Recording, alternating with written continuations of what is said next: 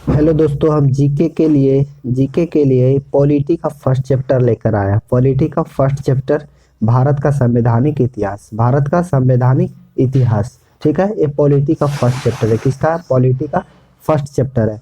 तो वीडियो के अंत तक बने रहिएगा। इस चैप्टर से जितना भी एमसीक्यू क्वेश्चन है सारा लेकर आए हैं। और वीडियो अच्छा लगे तो हमारे चैनल को सब्सक्राइब कीजिएगा, यूनिक स्टडी पॉइंट को। ठीक है, चलिए बिना देर किए हुए हम फर्स्ट क्वेश्चन देखते हैं। बी आर अम्बेडकर और महात्मा गांधी के मध्य सन 1932 में हस्ताक्षरित पुनः समझौता में प्रावधान था। तो ऑप्शन नंबर ए में कहता है कि भारत के अधिनियम डोमिनीय स्थिति में बनाए जाने का, मुसलमानों के लिए पृथक निर्वाचन क्षेत्र का, हरिजनों के लिए पृथक निर्वाचन क्षेत्र का, और चौथा में कहता है हरिजनों के लिए आरक्षण सहित संयुक्त निर्वाचन क्षेत्र का। तो क्या आ जाएगा? Option number D. उसके बाद कहता है दूसरा नंबर क्वेश्चन कहता है कि सूची 1 और 2 को मिलाइए। तो सूची 1 और 2 को मिलाना है। तो सूरत विभाजन कब हुआ था? 1907 ईस्वी में। सांप्रदायिक अधिनियम कब हुआ था? 1932 ईस्वी में। सर्वदलीय सम्मेलन 1928 ईस्वी में। पूर्ण स्वराज का संकल्प 1929 ईस्वी में। तो फर्स्ट का 4 हो जाएगा। तो फर्स्ट का 4 इसमें, फिर 3 2 1। तो ऑप्शन नंबर बी हो जाएगा। उसके बाद कहता है तीसरा नंबर क्वेश्चन में निम्नलिखित में से किस अधिनियम द्वारा भारत के गवर्नर जनरल का अध्यादेश जारी करने की शक्ति प्रदान की गई है? तो क्या हो जाएगा? चार्टर एक्ट के द्वारा, या फिर भारत के परिषद अधिनियम के द्वारा, या फिर भारत परिषद अधिनियम 1892 के द्वारा, फिर भारत परिषद अधिनियम 1909 के द्वारा। तो क्या हो जाएगा? ऑप्शन नंबर बी, भारत परिषद अधिनियम 1861 के द्वारा। ठीक है, बी में फिर चौथा क्वेश्चन कहता है 1 और 2 को मिलाइए। अगस्त प्रस्ताव कब आया? कौन लागू किया गया था? लॉर्ड मंटेग्यू। उसके बाद अगस्त घोषणा लॉर्ड मंटेग्यू। लॉर्ड मंटेग्यू। अगस्त प्रस्ताव लॉर्ड लिथगो। अगस्त प्रस्ताव। अगस्त संकल्प महात्मा गांधी। प्रत्यक्ष कार्रवाई दिवस। उसके बाद मोहम्मद अली जिन्ना। उसके बाद रेगुलेटिंग एक्ट कब पारित किया गया था? 1773 ईस्वी में, 1771 ईस्वी में, 1785 ईस्वी में, 1793 ईस्वी में। तो क्या हो जाएगा? ऑप्शन नंबर है 1773 ईस्वी में। उसके बाद कहता है भारत के गवर्नर जनरल को किस एक्ट के द्वारा अपनी समिति का निर्णय अस्वीकार करने की अनुरोध मिला? तो 1773 रेगुलेटिंग एक्ट के द्वारा, 1784 पिट इंडिया एक्ट के द्वारा, 1786 एडमेंट एक्ट के द्वारा, 1813 चार्टर एक्ट के द्वारा। तो क्या हो जाएगा? Option number C 1786 amended act के द्वारा। महारानी विक्टोरिया भारत की समग्र नियुक्ति किया गया कब? 1885 में, 1875 में, 1876 में, या फिर 1858 में। तो क्या हो जाएगा? 1876 ईस्वी में। उसके बाद कहता है कि समागरी विक्टोरिया 1858 की घोषणा भारतीय को बहुत चीजें दिए जाने की आश्वासन दिया गया था, जिनमें आश्वासन कौन से ब्रिटिश शासन ने पूरा किया था? तो कौन सा ब्रिटिश शासन ने पूरा किया था? तो ये में है रियासतों को हड़पने की नीति समाप्त कर दी जाएगी, देशी रजवाड़ों की यथास्थिति स्थिति बनाए जाने की, भारत में यूरोपीय सभी प्रजा के समान व्यवहार मिलेगा। उसके बाद भारत में सामाजिक एवं धार्मिक विश्वासों के हस्तक्षेप नहीं होगा। तो क्या जाएगा? ऑप्शन में देशी रजवाड़ों को यथा स्थिति बनाए रखी जाएगी। उसके बाद कहता है मिर्लो मांटे सुधार का उद्देश्य क्या था? मिर्लो मांटे सुधार का उद्देश्य पृथक निर्वाचन प्रणाली, या फिर भारतीयों की भागीदारी बढ़ाना, युद्ध में सहयोग हेतु तैयार करना, पूर्व स्वतंत्र देना। तो क्या आ जाएगा? ऑप्शन नंबर ए, पृथक निर्वाचन प्रणाली। उसके बाद कहता है मार्ली मिंटो सुधार बिल किस अधिनियम का किस वर्ष पारित किया गया था? 1905 में, 1909 में, 1911 में, या फिर 1920 में। तो क्या आ जाएगा? 1909 ईस्वी में। मार्ले मिंटो सुधार बिल 1909 में पारित किया गया था। उसके बाद कहता है कि 11 नंबर क्वेश्चन मुसलमानों के लिए अतिरिक्त निर्वाचन मंडल प्रारंभ किसके द्वारा लाया गया था? क्रिप्स मिशन 1942 में। उसके बाद मार्ले मिंटो सुधार 1909 में।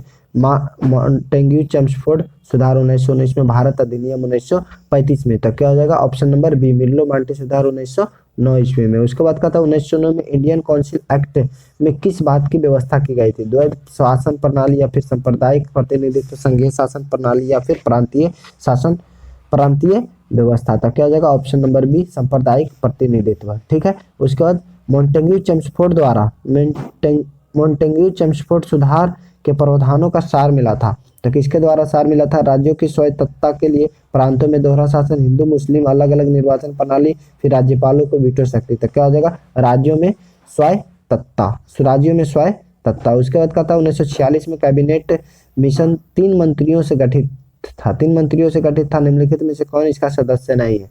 तो क्या हो जाएगा? लॉर्ड पैथिक लॉरेंस इसका सदस्य था। उसके बाद एबी अलेक्जेंडर इसका भी ये भी सदस्य था। इसका सर स्टैफोर्ड क्रिप्स ये भी इसका सदस्य था। लॉर्ड एमरी इसका सदस्य नहीं है था। तो ऑप्शन नंबर डी। उसके बाद कैबिनेट मिशन योजना विषय में कौन सा सही नहीं है? तो प्रांतीय समूहीकरण, उसके बाद भारतीय सदस्यों वाला अंतरिम मंत्रिमंडल, उसके बाद पाकिस्तान की स्वीकृति, उसके बाद संविधान निर्माण का अधिकार। तो क्या जगह? ऑप्शन नंबर सी, पाकिस्तान की स्वीकृति शामिल नहीं था। उसके बाद कहता है भारत का संविधान लागू होने तक स्वतंत्र के पश्चात इसका शासन किसके अंतर्गत चलाया गया था?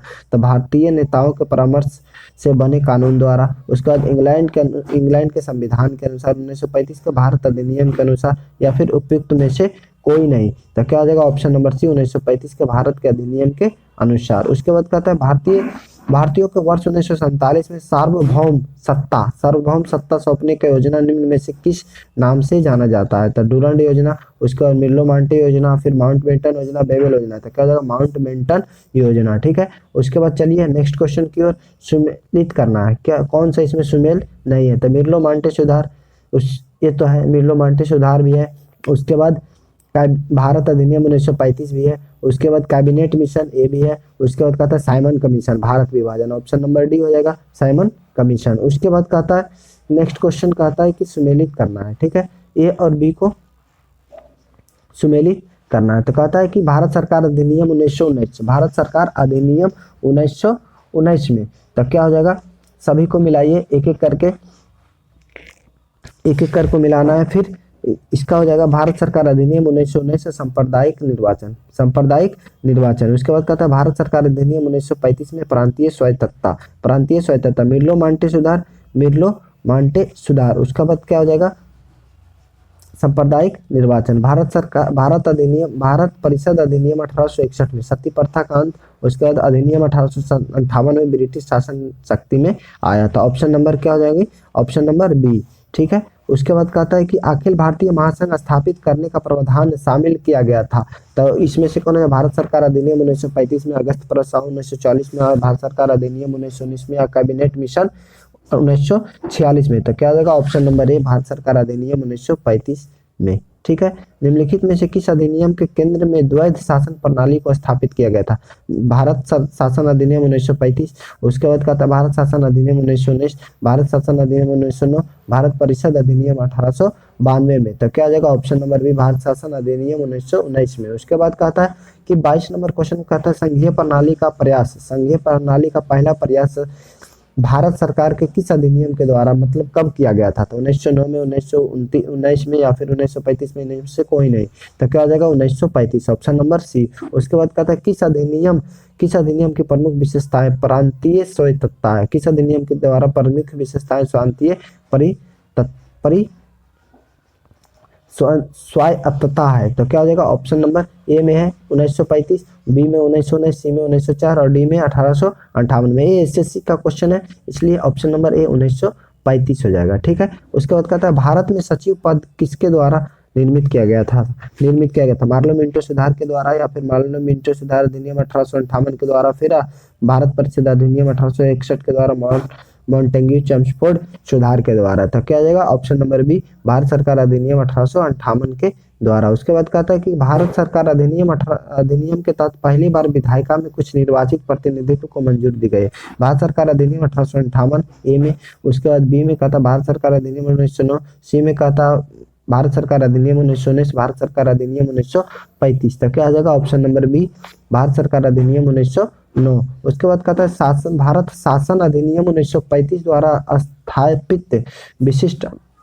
स्थापित विशिष्ट शक्तियों किसे दी गई थी? तो संघीय विधानमंडल को, गवर्नर जनरल को, प्रांतीय विधानमंडल को, और प्रांतीय राज्यपाल को। तो 1935 में तो पहले क्या होगा?